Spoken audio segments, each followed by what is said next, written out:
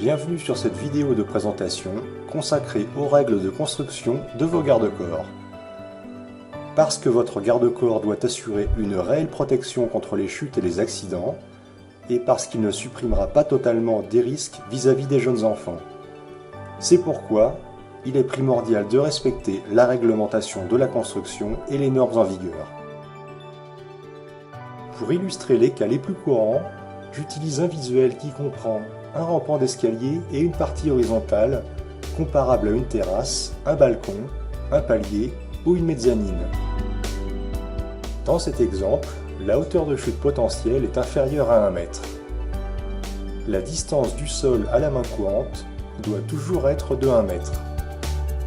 Et pour le rampant, elle doit avoir une hauteur supérieure ou égale à 90 cm.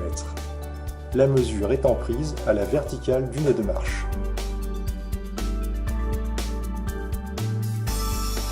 Sur la partie horizontale, l'espace compris entre le sol et le premier remplissage ne doit pas excéder 11 cm et ne jamais dépasser un entraxe de 18 cm entre chaque câble ou tige inox.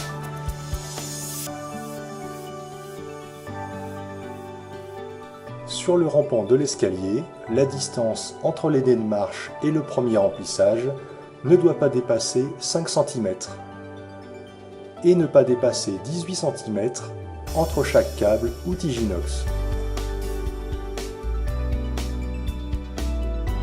Dans le cas suivant, nous allons voir comment traiter son garde-corps lorsque la hauteur de chute potentielle est supérieure à 1 mètre. La norme recommande alors un garde-pied plein qui doit empêcher l'escalade du garde-corps par de jeunes enfants. Ce garde-pied doit, à minima, couvrir la zone de sécurité, c'est-à-dire les 45 premiers centimètres à partir du sol. Enfin, la distance du sol au bas du garde-pied est au maximum de 11 cm. Merci et à bientôt sur inoxdesign.fr.